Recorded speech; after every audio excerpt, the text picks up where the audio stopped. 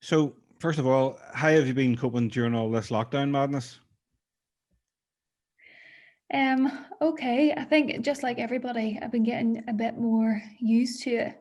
At the start, I think it was more difficult because you're just being told straight away, like you can't see anybody, you can't do anything, you can't play any shows.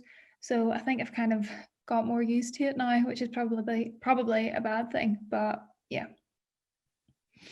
So, you're from Ballymena. yeah. What was it like? What was like growing up in Ballymena when you were younger?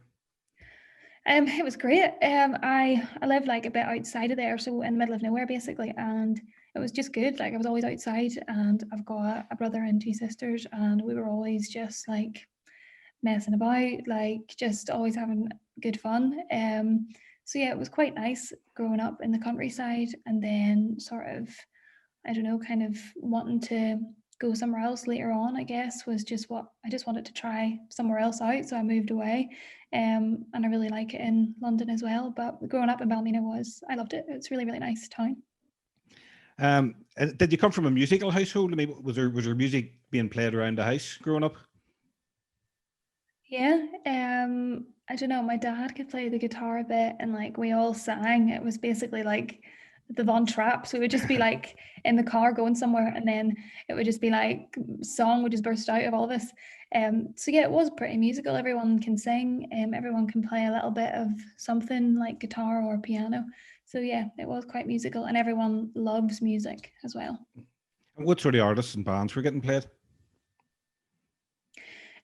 Everything from like mom and dad loved and still love Roy Orbison and the Mm. Beatles, the Everly Brothers, Dusty Springfield, all that sort of older stuff, and that I still absolutely love. And then my brother was into like the Strokes, Red Hot Chili Peppers, like all that kind of band stuff, and I love that too. And my sisters were like Spice Girls, Mariah Carey, like all the big like ballad singers. So yeah, I kind of grew up listening to all of that. It was a whole mixture of stuff. And you says you moved to London. Did you initially move to London to pursue music? Yes, that's right. Yeah. And what? Yep. So I kind of had, yeah. Sorry, go ahead. Sorry. I kind of had always wanted to go there, but I was just a bit scared, like I'd never really lived in it. Like I'd lived in Belfast for a while, Mhm. but that's not really, it's not the same thing. So I was just kind of a bit worried about it and a bit, anxious, but I just decided to go for it. And when did you realize you had a talent for writing songs? I don't really know. I think it must have been I think I showed my brother a song I'd written maybe when I was like 13 or 14. And he said, he was like, "Oh, did you write that yourself?" Mhm. And I said, "Yeah, I just did it like there now." And he was like, "You need to keep doing that. Like, don't stop doing that." So I think it was when I was young, and that was the first time I'd actually shown anybody anything I'd done myself. And do you think songwriting comes naturally to you, or do you have to work at it? I think it comes, I think it does come naturally, but it is definitely something I've had to work at Mhm. because you can only get to a certain level if you're not challenging yourself, like regardless of what it is.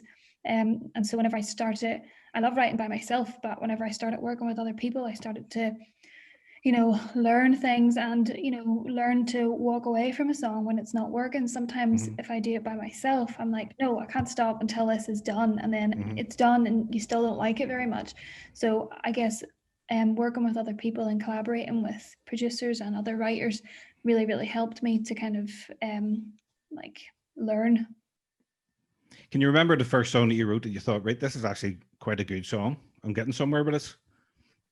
Yeah, probably Hold On. I wrote that song a long time ago. Right. And I was like, all right, this is a good one.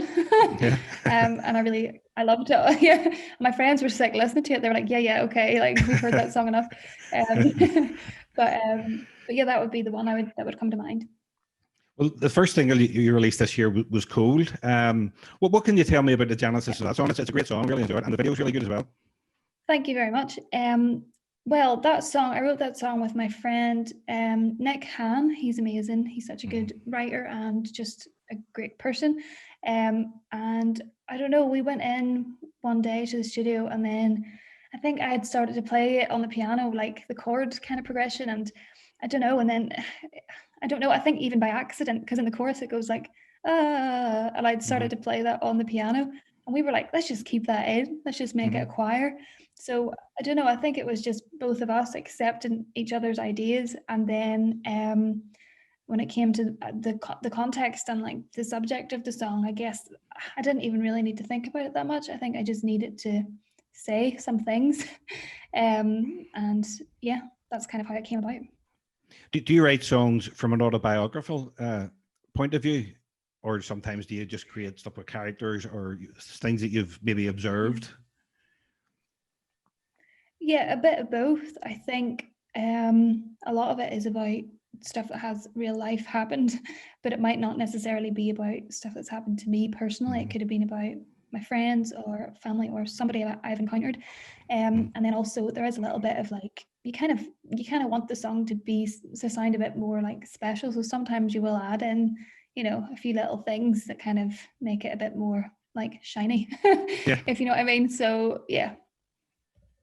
And you recently released your new single, Blueprints, which is another great tune. So what was the genesis of that song? Well, that was actually the first song I ever co-wrote with anybody. Right. And I remember, yeah, it's the first one I had ever co-wrote. Sorry, I'm just gonna. And I went in, and it was with a guy called. I know. Here we go. We not got to keep hydrated. Hopefully, it's just water in that, is it? It's just plain old water. If my mouth gets so dry, I get so nervous about talking to people sometimes, and then I just like dry up. So, no, but yeah. So we just kind of, I went in. I was a bit nervous, and then Ollie's an amazing writer as well. So we just got stuck in. It's really hard to describe sometimes how things happen, because you could be sitting there for a day and nothing happens, and you're really trying your hardest with whoever you're working with or yourself.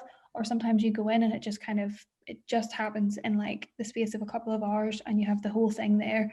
So that's how it happened with that song, and I'm proud of that song.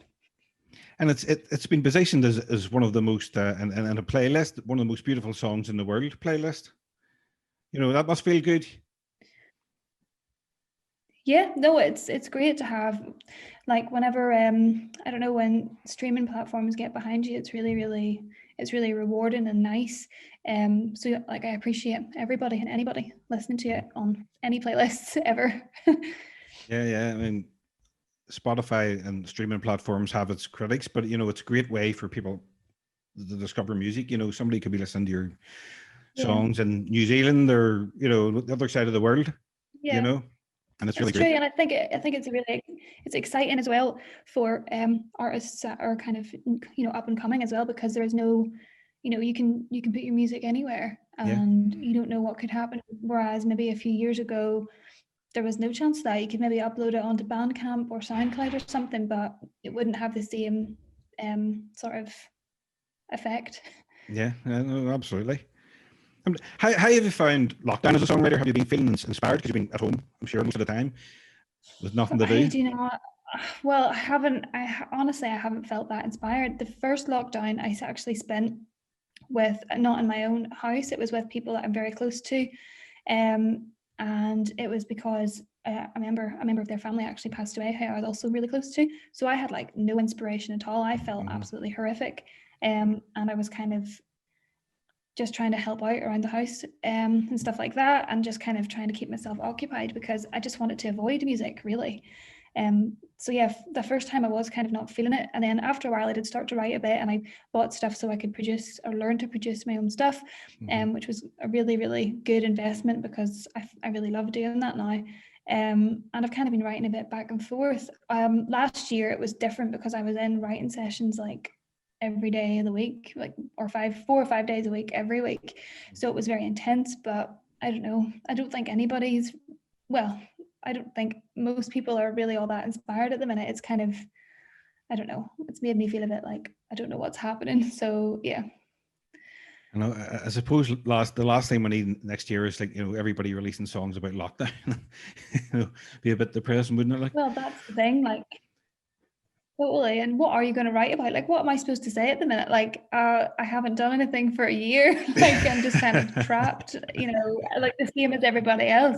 Yeah. So yeah, there is more music, obviously. Like I have been doing stuff, but I can't wait for that moment of feeling like things are getting better again. And I think that will really help. Yeah, absolutely. I mean, you've released a string of singles and EPs. Is there an album on the horizon, maybe possibly next year? Yeah, so that is happening. Cool. I've got, I think pretty much everything is written for it, and I just need to record the album. Hmm. So that'll be happening next year, hopefully. So yeah, I'm quite excited about it because I don't know, I never even thought I would be able to release anything, and now I'm getting to do what I love. So I'm really excited. And who'll be working on the album with you? Who'll be producing?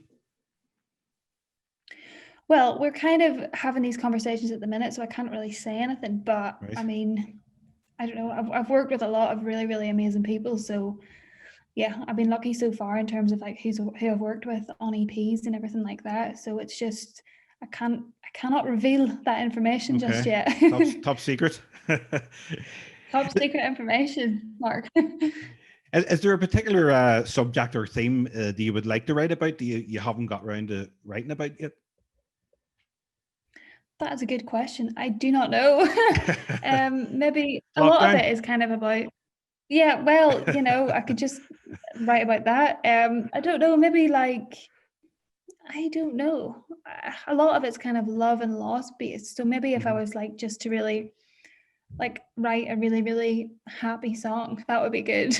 Yeah. Because I feel like people think that because you write about these things that you're like really sad or something. And I'm like, Yeah. no, I'm a very happy person. I just write about the stuff that affects me the most. Yeah. So I think I would love to do that. And I have written a couple that are quite upbeat and like happy and have a good message. So maybe I can focus on those for the album. Yeah, I look forward to hearing those. I mean, you've written Yeah. loads of great songs. I mean, out of all the songs you've written so far, which one are you most proud of? I'll always go back to Hold On because that, like the way you asked earlier, like when did you know that was something you could, like songwriting was something you could do? That's always a song I kind of gravitate towards. And for a long time I really hated it because I had to Right. sing it like anytime I went anywhere I had to sing it. And I was like, I hate this song. Mm-hmm. And then I was like, no, this is a song that got people to notice me and, got me to the position that I'm in, which is, I'm happy where I am at the minute. So I guess that would probably be my favorite one. I love all my songs, Yeah. but that's one I just wrote sitting on my mum and dad's floor of the like living room or something. And yeah, that's probably my favorite. Is there anyone you admire that you would like to collaborate with, maybe in the future, like an artist or even a producer? Yeah, there's loads of people I love. Probably top of the list would be Tobias Jesso Jr. I think he's incredible. He's an amazing writer. He's written for everyone. Like he's written songs for Adele. He's just amazing. So I'd love to collaborate with him. There's a whole bunch of people I would love to work with, but he would be top of my list. And a lot of the people I've got to work with were on my list, and I've Yeah, gotten to good. work with them. So I'm like just over the moon about that. But yeah. Well, next year you embark on your biggest headline tour to date, which includes Belfast and Dublin shows. I think you're playing Voodoo. Is that correct? Yep, I am. Yeah. Are you disappointed that you can't get out and perform in front of an audience this year?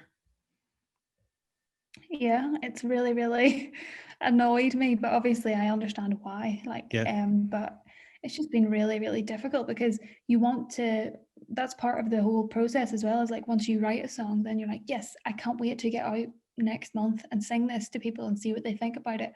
But now it's just been like, it's been almost a year now since I played my last show. And it's just insane. You never think that's going to happen. So yeah, it's been really it's not been very nice. No. You miss that buzz and like the energy and getting to play with the band. Like those guys are my friends and like I don't get to see them very much now. So yeah, it's been hard. Yeah, well, last year you were on tour with Dermot Kennedy. How did that go? How did you enjoy that? I loved it. It was like the best experience of my life so far, probably. Mm-hmm. And just getting to perform every night and getting used to something like that was really like a really nice experience, because you never think you'll get into the swing of it, and you think like, oh, this, how could I possibly do this? But I did it, and I just loved every second of it. It was amazing, and everyone was so nice. Mm-hmm. When you're about to step on stage to perform, what goes through Yeah. your head? What goes through your mind? Why am I doing this? Because I get so horrifically nervous. But every time I do the same thing, and like the boys know, the boys in the band are just like, leave her alone for like 2 minutes, and she Yeah. just needs to like, so I just need to like concentrate and just be like, this is good. And it's just those nerves. And I think it's because I care so much about it, and I don't want to let anyone down ever when it comes to live performances. Then the Mm-hmm. second I get out there, I'm just absolutely loving it, and like I don't want to come off. So it's just those initial nerves that always get me. But yeah, I was really much more used to it. By the time we got like maybe 4 or 5 shows in, it was a lot better. But at the start, I was like, ah, yeah. And it was fine. Yeah. Lots of great stuff coming out of Northern Ireland at the minute. What's your opinion of the Northern Ireland music scene? Do you think it's a healthy scene now? I think that the Northern Ireland music scene is, I think any scene in any city is like worthwhile and is good to be part of. But I find that sometimes within those kind of groups, you can get really pigeonholed as a Northern Irish artist, which is absolutely fine. There's nothing wrong with that, because that's where you're from. Yeah. But I think sometimes that can hold back the progression of your like career a bit, because it becomes more about where you're from than what it is that your music is saying. Yeah. And I think that there are artists who have surpassed that, and I think that's amazing. But it doesn't mean that you forget, like, or that you're not from there anymore. It just means that you're focusing on the music rather than being part of a scene. But in saying that, every artist that I know from Northern Ireland is incredible and the nicest people ever. And I just think it's up to every individual artist, what way they go about it. And it's great for networking. You meet so many people, and you know, that's just it. I don't know. I didn't really get to be in that, because Yeah. obviously I don't know, I just wasn't around there, and I lived in the middle of nowhere. Yeah. And then I just went off. So yeah, I don't know. I think I think it is a good thing, but I just think that sometimes it doesn't always work in the artist's favor. Yeah, there's some amazing stuff coming out of here now. You know, Yeah, probably the so best good. in years. It's great. Just a Yeah. few more questions. What do you enjoy most about being a musician, and what do you hate the most? Um, I enjoy most getting to do this with my life, getting to perform probably, Mhm. and I don't know, getting to meet people that listen to the music and stuff. It's kind of amazing, because you forget sometimes that maybe something you write could help somebody or has helped someone in some way. And then when you're reminded of that, you're like, ah, right, okay, this is a good thing to do. And what do I hate most about it? I would say the business side of it. Mhm. The industry side is not easy Mhm. to navigate. And I would just say to anybody who wants to do this with their life seriously, is just be so careful and really take seriously the implications of, you know, the industry, and like Yeah. who you can trust and who you can't trust. And that goes for basically anything, anytime, anywhere, you know, in Mhm. any kind of big sort of corporation or whatever. But that Mhm. would be my advice, is just to have good people around you, Good because advice. that's what you need. Yeah. Just a couple more. Out of all the music in your collection, which artist or band do you have Yeah. the most albums by? Oh man, this is a bad question for me, because I used to obsess about stuff like this. Probably the Strokes, you know, Yeah. because I would have bought my brother's off him and everything. I'd be like, all right, can I have it now? And he would still charge me for it. Really? So probably no, actually the Strokes or the Beatles, I would Right. say, because not only did I have like, I had vinyl of theirs as well, and all the remastered stuff too. So I'd probably say the Beatles would be what I would have most of. Yeah, yeah, good choice, good choice. And it's amazing how much you know, younger people are discovering the Beatles, you know, even Yeah, now, you know, because they keep on bringing out it's these mad. remasters. Yeah, but it's kind of annoying though, because I listen to it and then I'm like, I'm just so annoyed. I'm like, how did you write all these amazing songs? I don't even like, they're just incredible. So yeah, it kind of, as much as I love them, it does get to me sometimes. I don't see anyone that says they don't like the Beatles and they're overrated. I just don't trust them. I don't trust them either. I'm like, sorry, can't talk to you anymore. You know, how can people say the Beatles are overrated? You know, and I just always say, well, practically every artist or band in your collection is influenced by the Beatles somewhere along the line. 100%. I agree with that. You hear it through other people's music all the time and they don't even realize. Like, so yeah, Yeah, I agree. so ahead of their time. Yeah. And is there anything you've been listening to recently that you could recommend to anyone watching?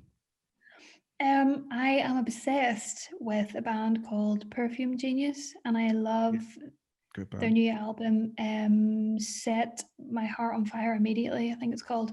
And it is so good. I just love him. He's incredible. I don't know, like I really love Taylor Swift's new album, Folklore, Phoebe Bridgers' album, Punisher, and Haim's album as well is amazing. Women in Music Part 3, I absolutely love them and I think they're just incredible. So I don't know, those are kind of in rotation at the minute. Yeah, some good stuff there. Much appreciate you taking the time to do this. Looking No forward to problem. your new stuff next year, and I'll definitely have to get down to Voodoo. I think it's next autumn, isn't it? Sometime. Yeah, that's it. It's September time next year, so I'll see you there then. But Absolutely. thank you so much for taking the time to chat to me, Mark. It was lovely to No, chat. no problem. Likewise, it's a pleasure. All right, well, take care of yourself now. Yes, you too. Enjoy your day. You too. Bye. Bye.